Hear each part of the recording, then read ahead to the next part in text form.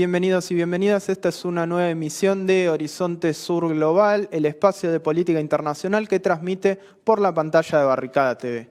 Vamos a pasar directamente al tema central de esta semana porque el domingo Colombia elige quién será el próximo presidente, quién sucederá a Iván Duque por los próximos 4 años.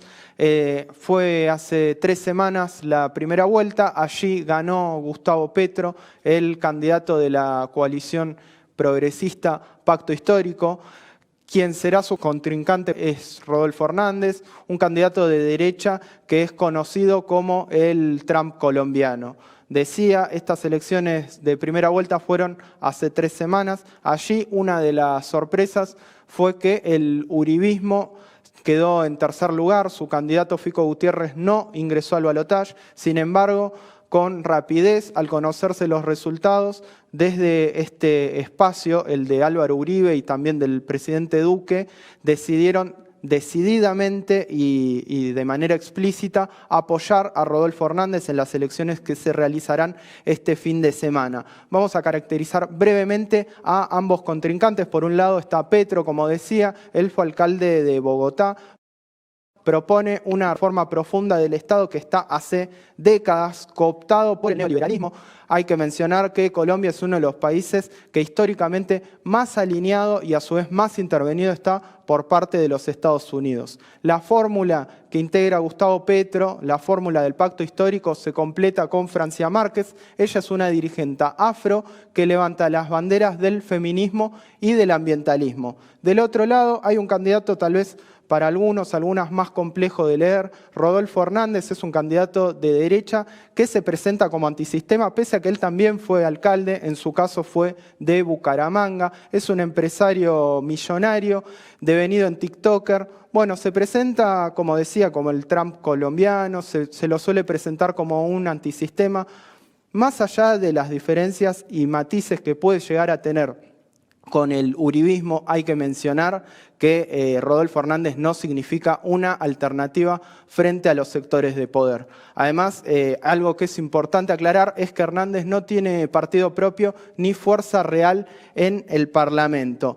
Vamos a intentar profundizar todos estos temas. Estamos en comunicación con David Flores. Él tiene la gentileza de atendernos desde Colombia, es abogado, especialista en gobierno y además fue vocero nacional de Marcha Patriótica, una de las fuerzas que integran el pacto histórico. David, ¿cómo estás? Te agradecemos por tu participación en Horizonte Sur Global. Te quiero pedir en principio que nos cuentes cómo fueron estas 3 semanas previas al balotaje en la campaña, tanto en las calles como en las redes sociales.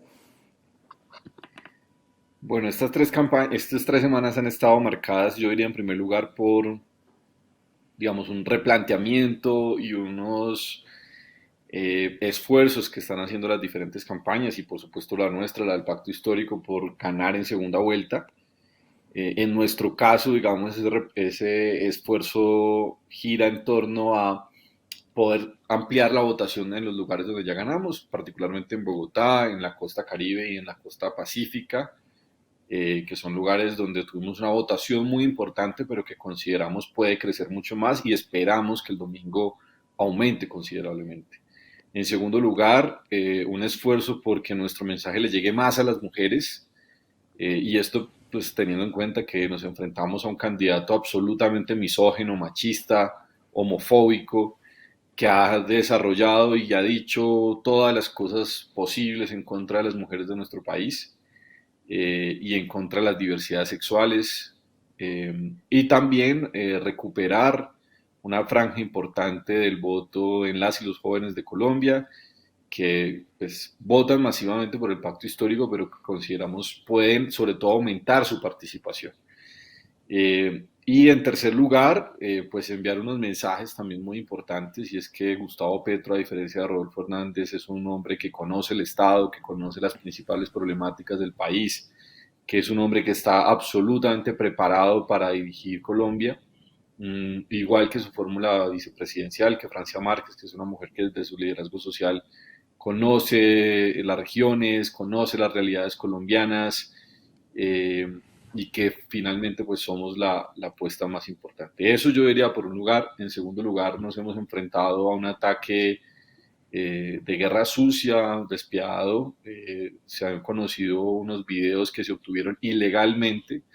Es muy importante que toda América Latina sepa que nuestra campaña fue infiltrada de forma ilegal, fue, como decimos en Colombia, chuzada, interceptada de forma ilegal durante más de 8 meses, y han salido a la luz pública unos videos descontextualizados, editados, obtenidos ilegalmente, que de forma artificiosa se le han querido vender a la opinión pública como la muestra pues de una gran conspiración, cuando esos videos finalmente lo que muestran es estrategas de campaña hablando sobre cómo desarrollar la campaña, etcétera, ¿no?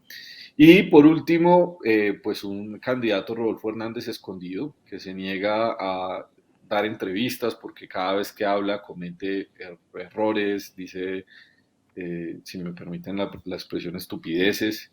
Entonces yo diría que esas son las tres cosas que componen en buena medida el ambiente de cara a este balotaje. Es muy interesante tu respuesta. Quiero tomar algo que decías en el medio respecto a la participación de la juventud en las elecciones para comentarle a quienes estén mirando brevemente. Colombia en los últimos años tuvo movilizaciones importantes. En particular, creo que la cresta de la ola fue el año pasado en rechazo al proyecto de reforma tributaria que quiso imponer Iván Duque. En esas movilizaciones populares muy masivas, fue un actor clave, la juventud, y en este sentido quiero consultarte relacionando este fenómeno con las votaciones de este año, tanto las que ocurrieron hace 3 semanas, las presidenciales, como las legislativas de marzo. Allí la abstención fue bastante alta. Es cierto que en Colombia suele ser muy alta el abstencionismo, pero digamos que no hubo un gran cambio, o por lo menos así lo leemos desde aquí. Te quiero preguntar si eso significa una falta de representación de las movilizaciones populares por parte de la política tradicional, y además si es esperable que ese abstencionismo se repita en el balotaje del domingo. Bueno, lo primero, como tú decías, el abstencionismo en Colombia es estructural, y, y para hacer una comparación más o menos razonable tendrían que compararse elecciones de Congreso con elecciones de Congreso y elecciones presidenciales con presidenciales. Y lo cierto y lo real es que en la primera vuelta presidencial aumentó la votación respecto a la votación de hace 4 años, eh, y alcanzamos la votación más alta en los últimos 20 años del país, lo cual es importante en términos democráticos, pero no deja de generar preocupación. Yo diría realmente que sí ha existido una conexión entre movilización social y resultados electorales, y puedo decir por conocimiento de causa que buena parte del movimiento social y buena parte del movimiento ciudadano que se movilizó durante el año pasado se identifica claramente con Gustavo Petro y con Francia Márquez. De hecho, cuando uno mira las principales ciudades donde se desarrollaron las movilizaciones más grandes el año pasado, en esos lugares el pacto histórico arrasó. Arrasó en las elecciones a la Cámara y al Senado, y arrasó en las elecciones presidenciales. En el Valle, por ejemplo, que fue un lugar, un epicentro de movilización, el pacto histórico obtuvo 5 representantes a la Cámara. En el Congreso de la República, hablo de 5 de 12.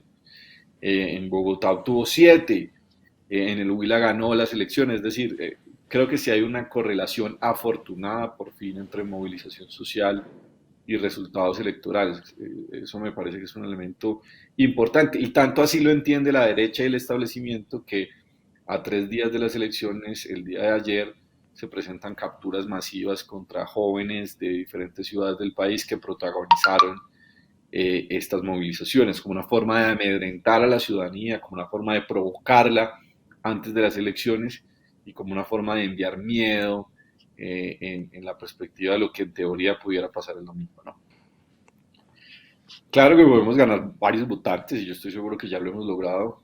En primer lugar, mucho de la gente que votó por Sergio Fajardo, el candidato que representaba la Centro Esperanza, que es una coalición de centro, centro derecha, centro izquierda, o sea, integrantes de diferentes aspectos políticos. Buena parte, yo diría el 80-85% de ese electorado va a votar por Gustavo Petro y por Francia Márquez. En segundo lugar, pues hay un voto que, digamos, vota Petro, vota Francia, pero pensaba que estaba ya ganada la elección en primera vuelta. o era un día feriado en Colombia, es domingo, lunes festivo, no votó, o sabía que iba a existir segunda vuelta y no votó. Entonces hay un voto, digamos, de izquierda, un voto alternativo que todavía no se expresó. No podría yo decir en qué porcentaje y de cuánto estamos hablando, pero sabemos que eso existe. Y por supuesto, digamos, un voto que votó por Rodolfo en algunas ciudades del país, digamos, un voto que diríamos que quiere cambio, pero que no conocía lo que realmente representaba Rodolfo.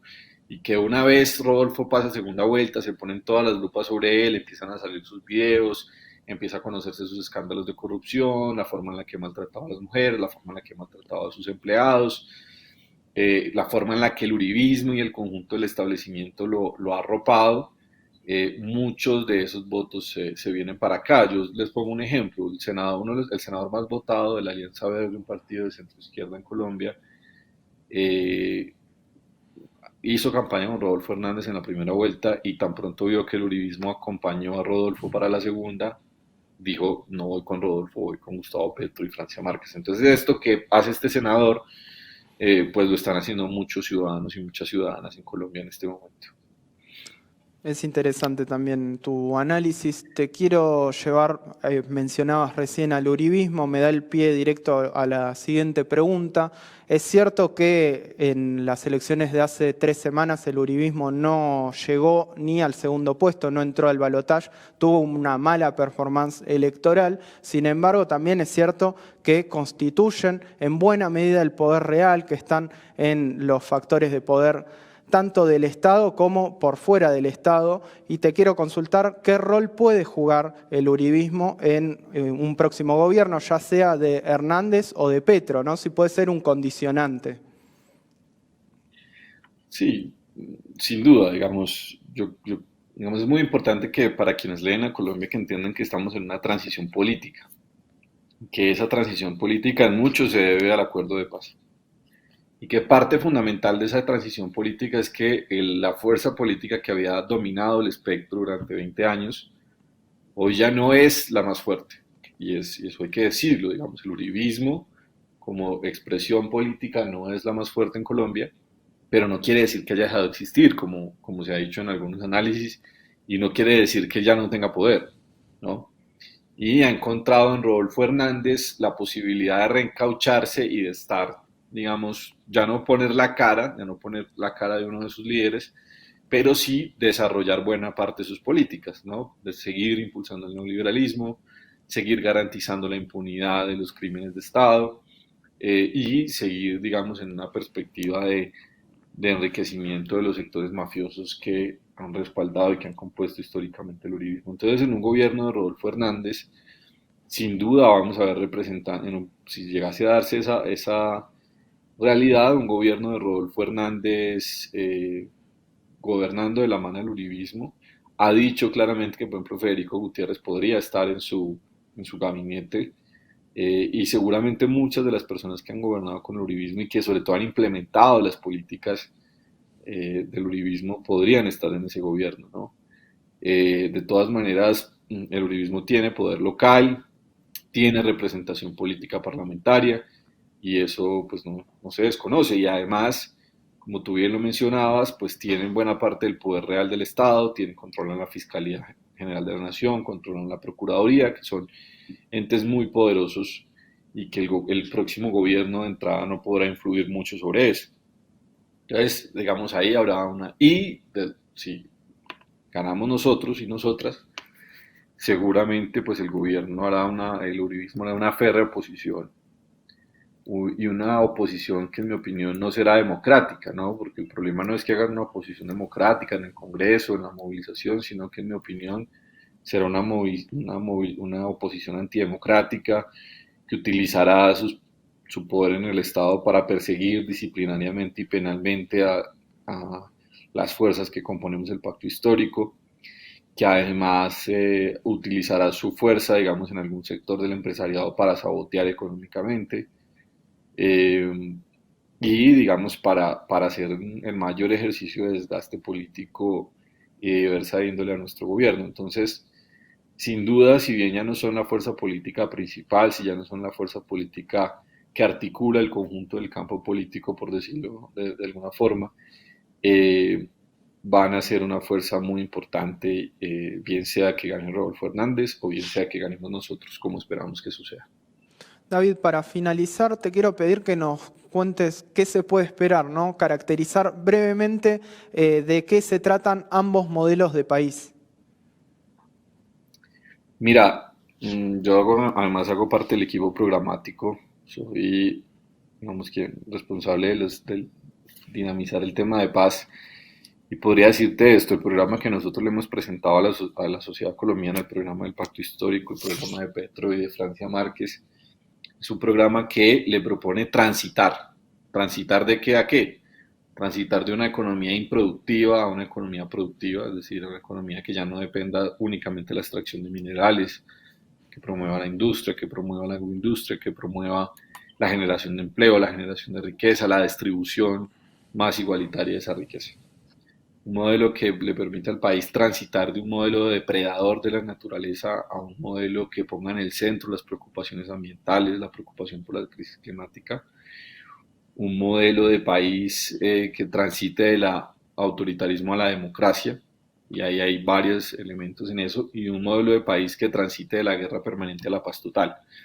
Esas son las cuatro grandes transiciones que nosotros le proponemos a este país. Y por otro lado, si ustedes leen el programa de Rodolfo, pues Rodolfo no tiene programa, esa es la verdad. Y una cosa es lo que escribió en la registraduría, otra cosa es lo que dice en Twitter y otra cosa es lo que dice en las pocas alocuciones públicas que ha hecho. Pero lo que uno puede esperar de un gobierno como el de Rodolfo Hernández es, con lo que ha dicho, inclusive con lo que dice su programa, es un gobierno que no está dispuesto a desarrollar las reformas económicas que requiere el país, que no está dispuesto a entender, digamos, la necesidad de la paz en Colombia. Entonces, en esa perspectiva, seguramente se profundizarán las lógicas del conflicto armado en Colombia. Un gobierno que no tiene, digamos, sensibilidades por las preocupaciones ambientales y por la grave crisis climática que está viviendo el mundo. Y por supuesto un gobierno que no será respetuoso ni de los derechos humanos, ni de los jueces, ni del Estado de Derecho, ni de las libertades democráticas, como lo ha demostrado permanentemente. En mi opinión, pues son dos modelos de país, un modelo de país claramente que le apuesta a un cambio y a una transformación, y un modelo que intenta contener el deseo de cambio que tiene la sociedad colombiana vendiéndose como supuesto cambio. David, has sido muy amable. Estaremos siguiendo entonces estas elecciones. Te agradecemos por esta comunicación. Con todo gusto, un abrazo. Un abrazo muy grande, bueno, un análisis muy claro. Queremos invitarles Un gusto. a ver la cobertura especial que realizará Barricada TV con ARG Medios este domingo a partir de las 20 horas de Argentina estoy hablando. Allí estaremos siguiendo los resultados de esta elección. Desde aquí nos vamos despidiendo. Muchas gracias por estar del otro lado y nos vemos la próxima.